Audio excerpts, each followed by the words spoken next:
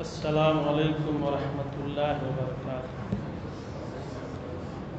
الحمدللہ وحدہ والصلاة والسلام علی من لا نبی بعد۔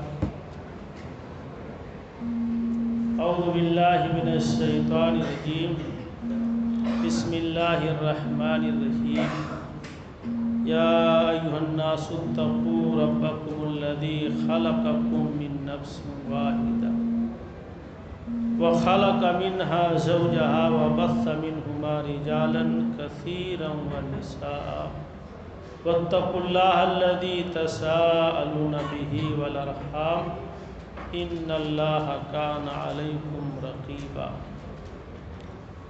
آج کی تراویح میں 5ویں پارے کی تلاوت ہوئی ہے جو سورہ نساء پر مشتمل ہے۔ کل کے درس میں وقت کی کمی کی وجہ سے چوتھے پارے کی کچھ اہم آیتوں کے سلسلے میں گفتگو رہ گئی تھی، اس لیے آج کے درس میں سورہ نساء ہی سے آغاز کرتے ہیں۔ سورہ نساء یہ وہ صورت ہے زیادہ تر اس میں عورتوں کے احکام و مسائل بیان کیے گئے۔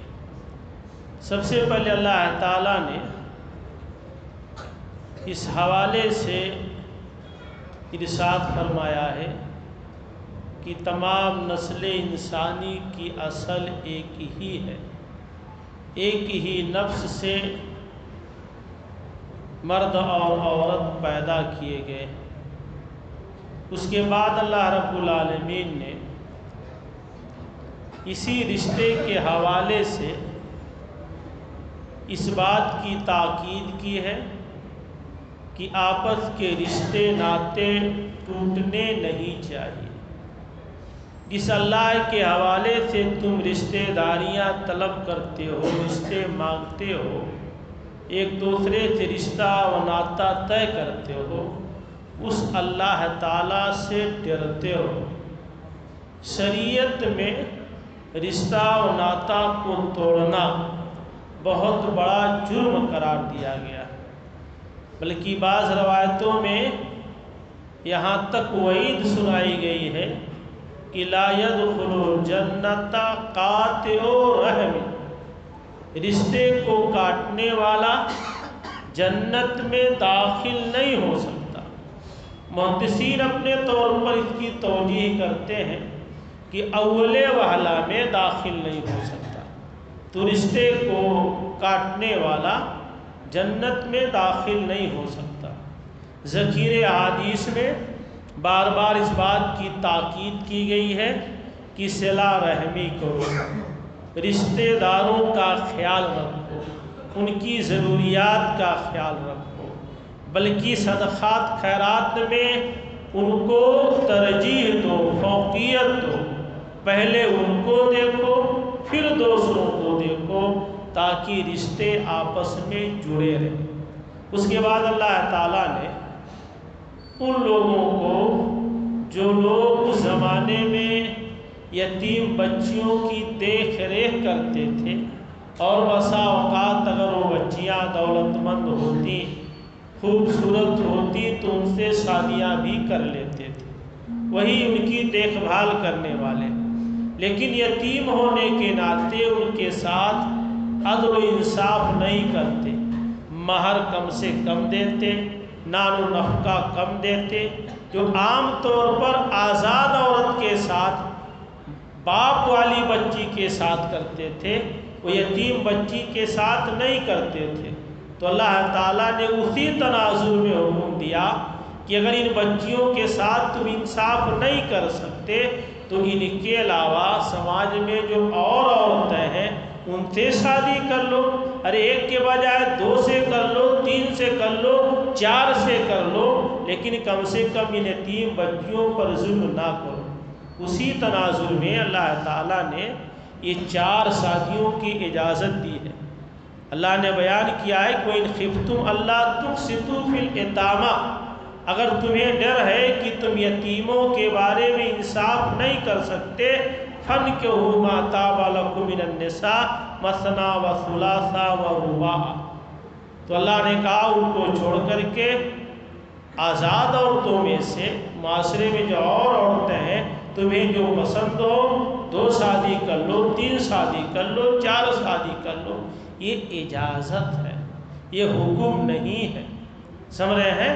یہ شریعت کی طرف سے تنازل میں اجازت ہے، اجازت۔ یہ 4 شادی کا حکم نہیں ہے کہ آپ کو آرڈر دیا جا رہا ہے، ایک طرح سے پرمیشن ہے، اجازت ہے کہ آپ کرو۔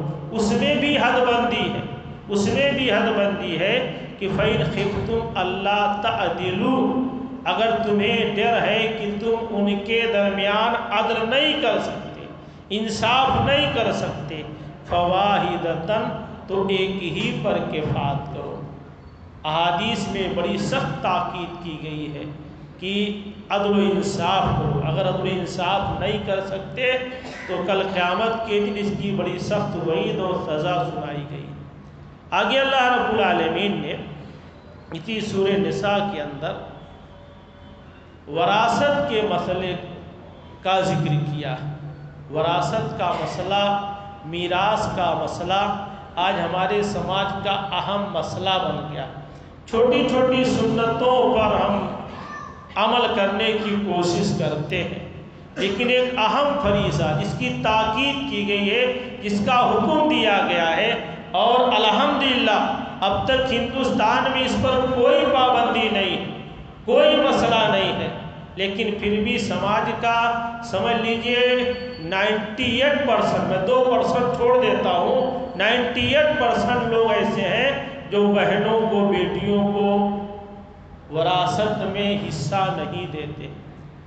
ایسا ہو سکتا ہے کہ کل اگر سپریم کورٹ میں کسی عورت نے درخواست دے دی تو ہمارے پی ایم جی پھر سے ہمارے مسلم پرسنل لا میں مداخلت کر کے حکم دلوا سکتے ہیں کہ بھائی تمہارے قرآن میں تو یہ ہے کہ بیٹیوں کو، بہنوں کو حق دو، اور تم اتنے بڑے ظالم ہو کہ اپنی ہی بہنوں کو، اپنی ہی بیٹیوں کو تم حق ادا نہیں کرتے ہو، تب تو مجبوراً دینا ہی پڑے گا۔ تو ایک اہم مسئلہ ہے۔ حدیث میں کہا گیا، صحیح بخاری کتاب المظالم کی ایک روایت ہے، عائشہ رضی اللہ تعالیٰ عنہ بیان کرتی ہیں کہ من ظلم قید شبر من الارض، جو آدمی ایک بالشت زمین کسی کی ظلمن لے لے، ایک بالشت زمین ظلمن لے لے، توقعہ من 7 اراضین، کل قیامت کے دن 7 زمینوں کا طوق پہنایا جائے گا۔ یہ ہم بہنوں بیٹیوں کا حصہ ظلمن لیتے، پورا ہڑپ لیتے ہیں، اس کی سزا کل قیامت کے دن کیا ہو سکتی ہے؟ اللہ تعالیٰ نے بہت تفصیل سے کس کا کتنا حق ہے اس کو یہاں بیان کیا۔ اور وراثت کے تقسیم کے بعد ایک بہت بڑی بات کہی ہے، کہا تلک حدود اللہ، یہ اللہ کی حد بندی ہے، اللہ نے ایک دوسرے کا حصہ مقرر کیا ہے، یہ اللہ کے حدود ہیں۔ وَمَن يُطِعِ اللَّهَ وَرَسُولَهُ، اور جو اللہ اس کے رسول کی اطاعت کرے گا، یعنی اس سلسلے میں جو اللہ اس کے رسول کی اطاعت کرے گا، يُدْخِلْهُ جَنَّاتٍ تَجْرِي مِن تَحْتِهَا الْأَنْهَارُ، وہاں بشارت دی گئی ہے۔ اور آگے چل کے کہا گیا ہے وَمَن يَعْصِ اللَّهَ وَرَسُولَهُ، جو اللہ اس کے رسول کی نافرمانی کرے گا، وَيَتَعَدَّ حُدُودَهُ، اور اس کے حدود سے تجاوز کرے گا، یعنی بہنوں اور بیٹیوں کا حق مارے گا، يُدْخِلْهُ نَارًا خَالِدًا فِيهَا، اللہ اس کو جہنم میں ہمیشہ کے لیے داخل کرے گا، وَلَهُ عَذَابٌ مُهِينٌ، اور اس کے لیے رسوا کن عذاب ہے۔ بہرحال اس پر بھی غور کرنے کی ضرورت ہے، ایک بڑا اہم مسئلہ ہے، نہ یہ منسوخ ہوا ہے نہ ختم ہوا ہے، بس ہماری خاموشی سے، ہماری بے اعتدالی سے، ہمارے اس پر توجہ نہ دینے سے یہ مسئلہ رہ گیا ہے۔ بہرحال اس پر بھی توجہ دینے کی ضرورت ہے۔ آگے چل کے اللہ رب العالمین نے اس پارے یعنی چوتھے پارے کی اختتام پر محرمات ابدیہ کا تذکرہ کیا۔ کون کون سی عورتیں ایسی ہیں جن سے نکاح حرام؟ 8 قسم کی عورتیں ہیں جو نسب سے حرام ہیں، اور 7 ہی قسم کی عورتیں ایسی ہیں جو رضاعت سے حرام ہیں۔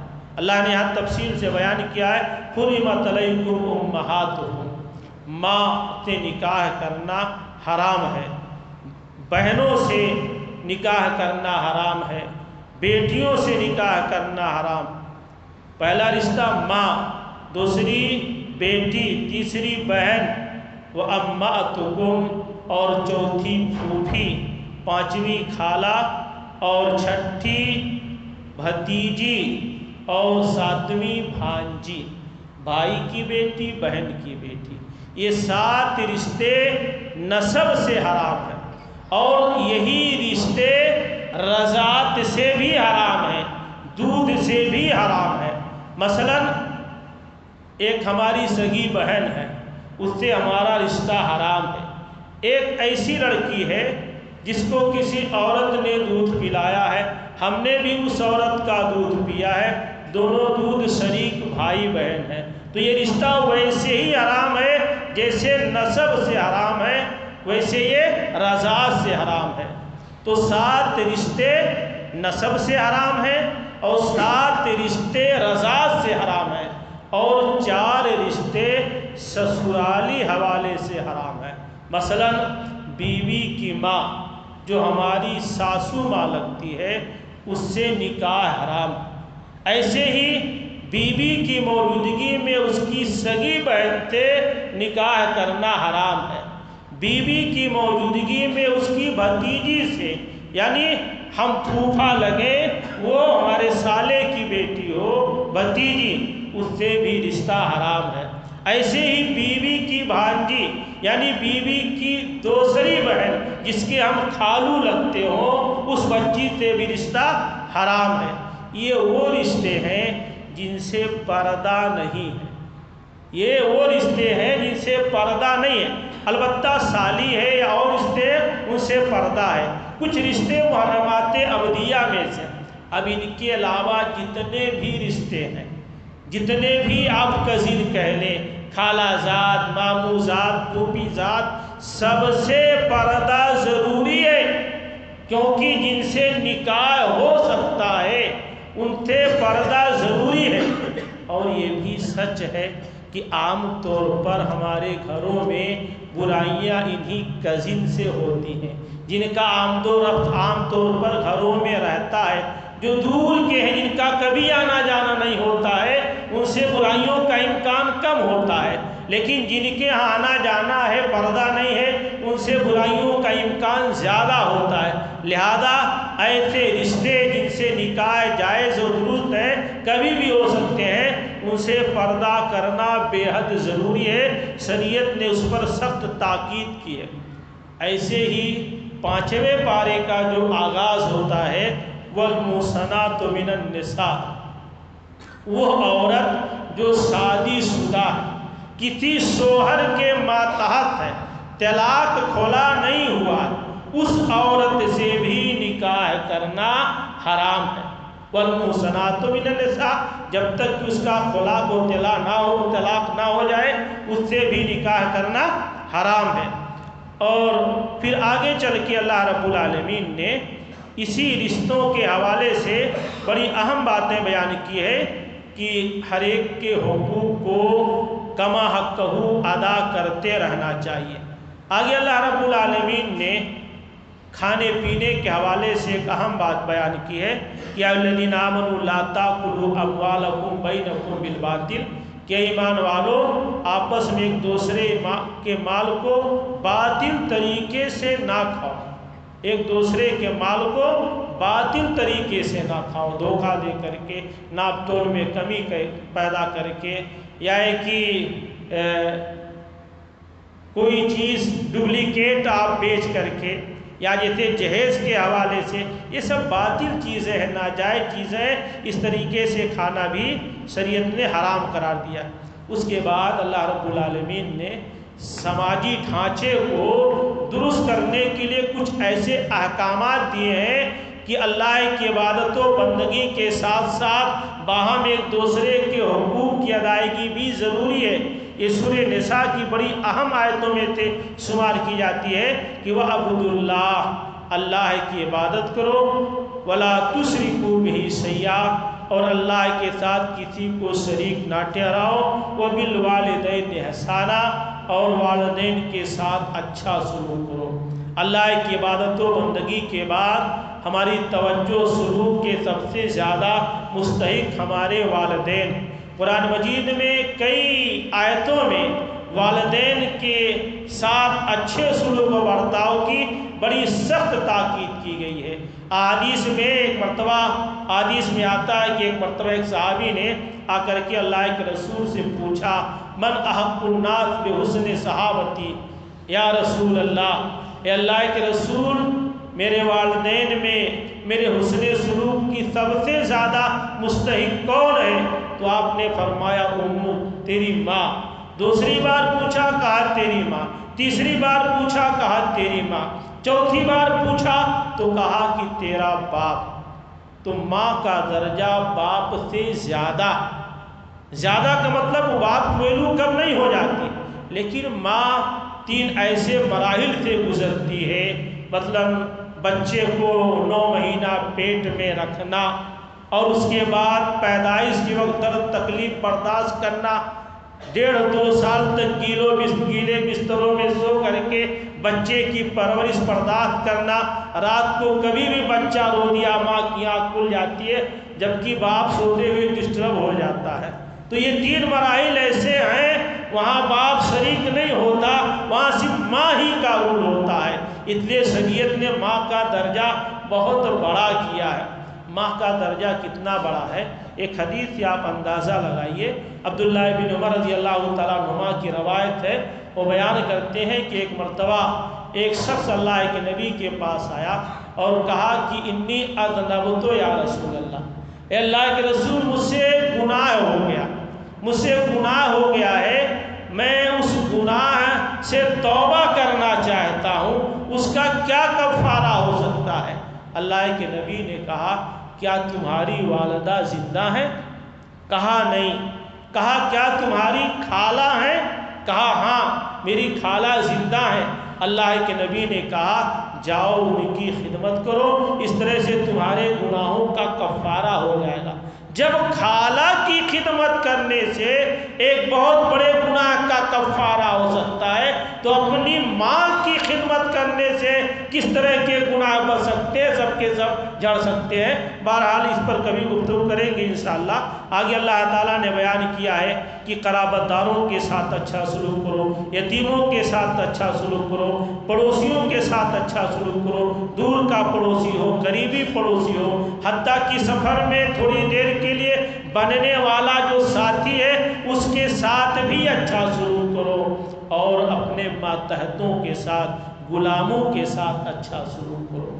آپ نے بارہا سنا ہوگا پیارے پیغمبر آخری لمحات میں اپنی وفات سے پہلے جن چیزوں کی آپ وصیت کیے تھے ان میں ایک چیز یہ بھی تھی، الصلاۃ الصلاۃ وما ملکت ایمانکم، نماز نماز نماز مت چھوڑنا، اور اپنے ماتحتوں کے ساتھ، نوکروں کے ساتھ، غلاموں کے ساتھ اچھا سلوک کرنا۔ ایک چیز تو ہم نے لے لیا نماز، لیکن ماتحتوں پر اتنی توجہ نہیں دیتے۔ بہت سے لوگ اپنے سے بڑے ملازم کو بھی ریٹے کہہ کر کے بلاتے ہیں جبکہ مناسب نہیں ہے، اور ایک مسلمان ایسا کرے یہ کسی طور پر مناسب نہیں ہے۔ عبداللہ ابن مسعود رضی اللہ تعالیٰ عنہ، حضرت ابو ذر غفاری رضی اللہ تعالیٰ عنہ، یہ ایسے لوگوں کے بارے میں آتا ہے ابو ذر غفاری کے بارے میں کہ ایک مرتبہ ان کے پاس ایک شخص گئے تو دیکھا کہ جو چادر خود اوڑھے ہوئے تھے وہی ان کا غلام اوڑھے ہوئے تھا۔ کہا کیوں ایسا؟ کہا نبی کا حکم ہے جو کھاؤ اپنے غلاموں کو کھلاؤ، جو پہنو اپنے غلاموں کو بھی پہناؤ۔ بہرحال یہ شرعی احکامات ہیں، اگر ہو سکے تو ان پر عمل کرنا چاہیے۔ اسی طرح آگے چل کر کے اللہ رب العالمین نے شرک کے حوالے سے بات کی ہے کہ ان اللہ لا یغفر ان یشرک بہ، شرک ایسا جرم ہے، اتنا بڑا گناہ ہے کہ اگر بدقسمتی سے کسی آدمی کی وفات شرک پر ہوئی ہے، شرک پر اس کی وفات ہوئی ہے، تو اللہ تعالیٰ کبھی بھی اس شخص کو نہیں بخشے گا۔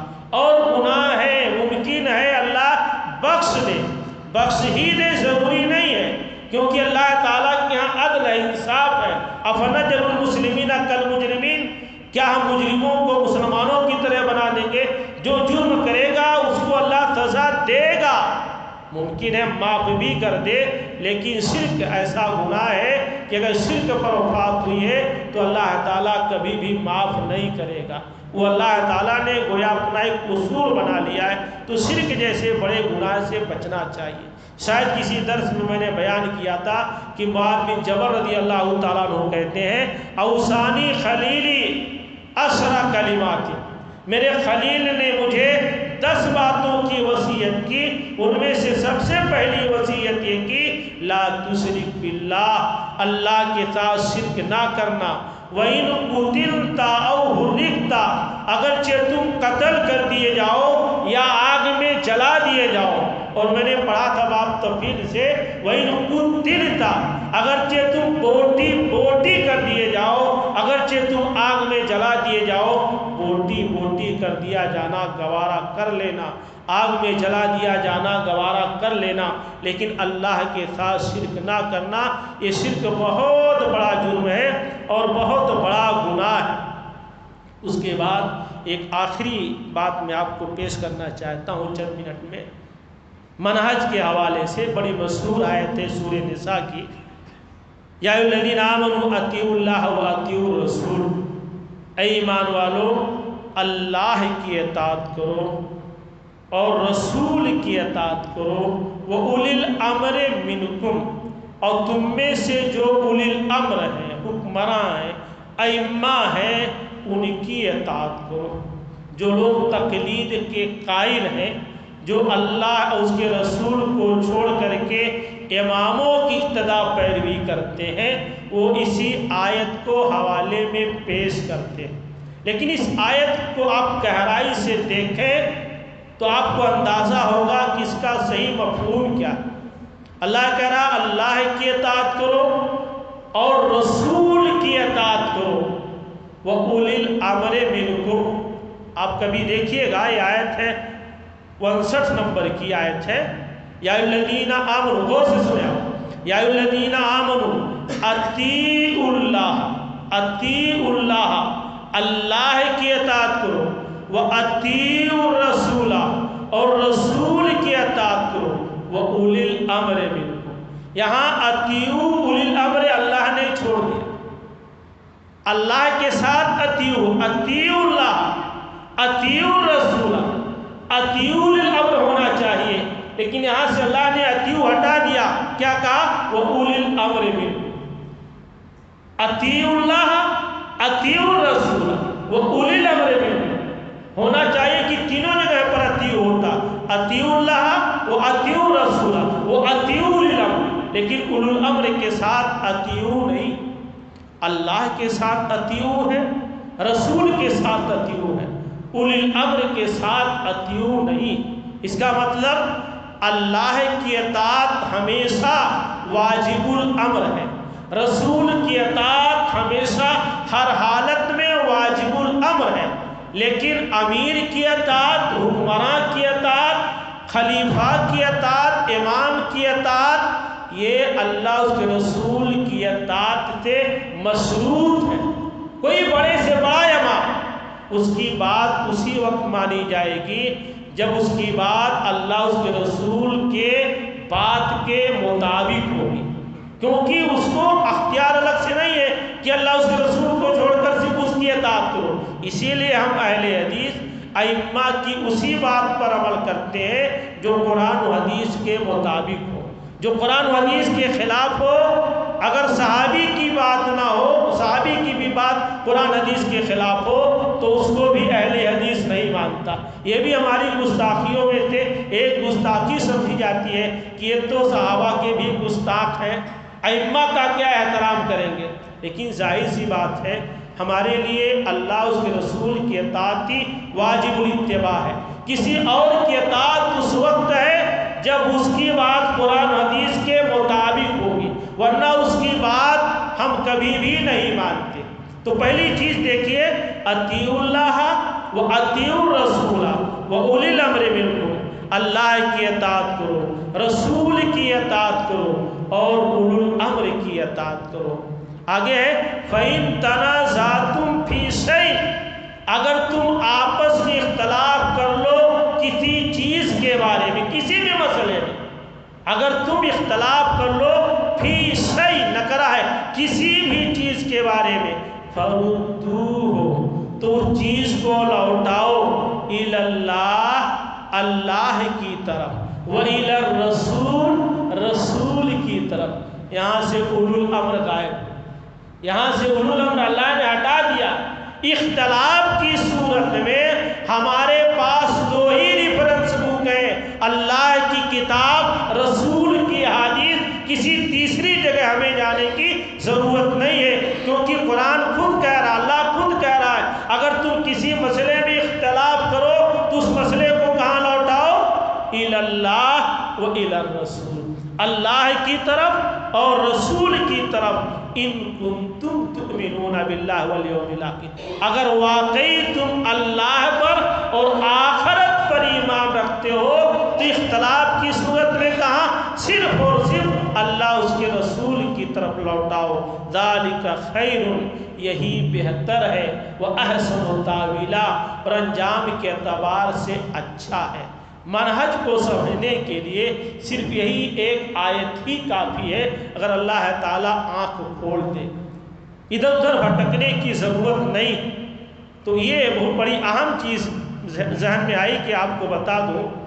اور یہاں بھی چاہے طلاق کا مسئلہ ہو، خلا کا مسئلہ ہو، عورتوں سے شادی بیاہ کا مسئلہ ہو، اس تناظر میں اللہ تعالیٰ نے بات یہاں پیش کی ہے کہ ان مسائل میں بھی اگر اختلاف ہو جائے تو صرف اور صرف کتاب و سنت ہے، اللہ اس کے رسول کی طرف لوٹانا ہے، اور وہ رسول کی پیاری اور مشہور حدیث، ترکت فیکم امرین، میں تمہارے درمیان دو چیزیں چھوڑ کر جا رہا ہوں، لن تضلوا، تم ہرگز ہرگز گمراہ نہیں ہوگے، ما تمسکتم بہما، جب تک ان دونوں کو مضبوطی سے پکڑے رہو گے۔ وہ کیا ہے؟ اللہ کی کتاب اور اس کے رسول کی سنت۔ یہ دو چیزیں جب تک مسلمان پکڑے رہے گا کبھی بھی گمراہ نہیں ہو سکتا ہے، انہی دونوں چیزوں پر عمل کرنے کی ضرورت ہے۔ اللہ تعالیٰ ہم سب کو کتاب و سنت کی صحیح و سچی سمجھ عطا فرمائے اور کتاب و سنت کی روشنی میں زندگی گزارنے کی توفیق عطا فرمائے۔ آمین۔ والسلام علیکم ورحمۃ اللہ وبرکاتہ۔